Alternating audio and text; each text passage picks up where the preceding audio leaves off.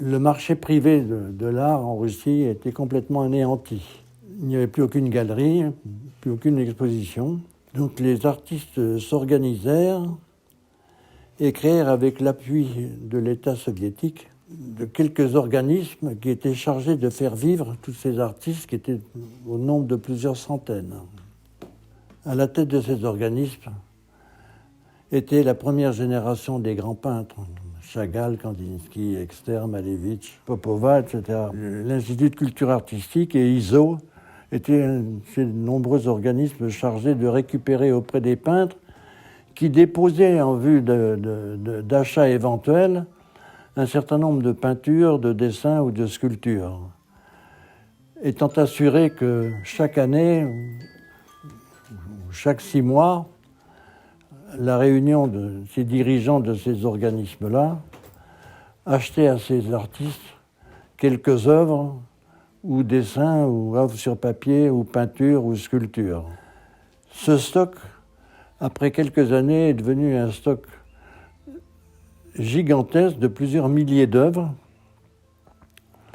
qui, malheureusement, après l'avènement du stalinisme vers les années 28-30, ont été mis sous le boisseau et ont été considérés comme de l'art dégénéré. Ce stock est resté plus ou moins intact, en plus ou moins bon état, et ressurgit vers les années 1970 avec l'avènement de Gorbatchev. Et ces stocks gigantesques ont été mis sur le marché et achetés par des propriétaires israéliens. À partir de là, malgré des conseils de prudence que nous donnions à tous ces acheteurs israéliens, les œuvres, malheureusement, ont été dispersées et divulguées dans des quantités de ventes publiques et ont commencé à subir l'outrage de la provenance, qui est devenue, les gens ignorant totalement toutes ces histoires, sont devenus des objets, des œuvres douteuses. Malgré l'origine absolument certaine auprès de ces artistes, puisque moi, je connaissais auprès des artistes survivants que j'avais rencontrés depuis 25 ou 30 ans, tous m'avaient assuré, m'avaient raconté ces histoires de dépôts d'œuvres énormes qui ne leur fut jamais retourné. Des artistes qui m'avaient prévenu et qui m'avaient raconté toutes ces histoires sont des gens au-dessus de tout soupçon, comme Mansourov, Anenkov, Xanapouni, Nina Kandinsky, Xanapouni et beaucoup d'autres, qui étaient des survivants et qui m'ont raconté comment ils avaient déposé des œuvres qui leur avaient été plus ou moins achetées, plutôt pas achetées, en tout cas jamais redonnées, et qui ont refait surface 50 ans plus tard, dans les conditions que je viens d'expliquer. C'est le KGB qui a vendu. Mais c'était via valise diplomatique que ça sortait? Non. Dès que les choses russes ont commencé à fonctionner, à être un peu connues et demandées, il y a eu un certain nombre de courtiers russes à Moscou ou à Leningrad qui ont commencé auprès des familles restantes ou auprès de collectionneurs, puisque ça existait déjà, ont commencé à soutirer des œuvres et à les faire parvenir en Europe, avec beaucoup de difficultés. J'ai moi-même payé des œuvres sur Polaroid, mais que je n'ai jamais reçues. Voilà. Est-ce que tu peux montrer le document que les gens du KGB t'avaient montré? Ça, c'est autre chose. Ouais, mais c'est important. C'est des documents officiels, des réserves, des organismes que je viens de citer tout à l'heure, dont j'ai plusieurs photocopies, qui montrent tout à fait, d'une manière rédhibitoire, l'enregistrement des œuvres déposées par les artistes et jamais restituées. Tu as proposé une liste à acheter, c'est ça, à l'époque?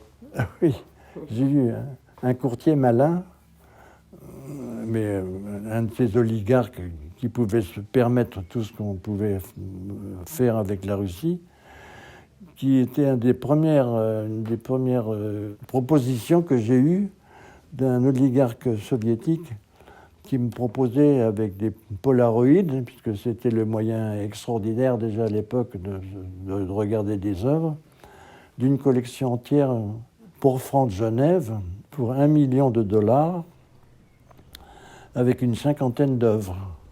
Sur ces 50 œuvres, une dizaine étaient de peintres très connus et 40 de peintres pratiquement inconnus. Donc c'est tout à fait impossible de faire l'affaire.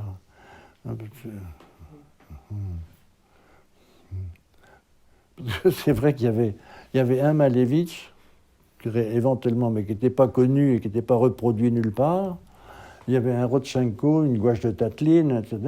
Et tout le reste, alors c'était très jolis tableaux. Mais c'était que des peintres comme Kudoshnikov, tu vois, le truc...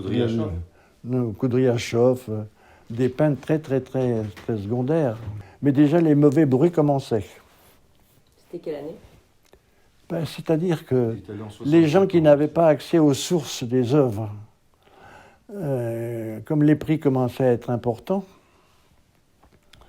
commençaient à raconter partout que tout était fabriqué et qu'on arrivait, qu'il y avait des fabriques à Moscou, ce qui était complètement imbécile quand on regardait l'état dans lequel arrivaient les œuvres, qui étaient pratiquement jamais montées sur châssis, tout ça a été roulé. Bon.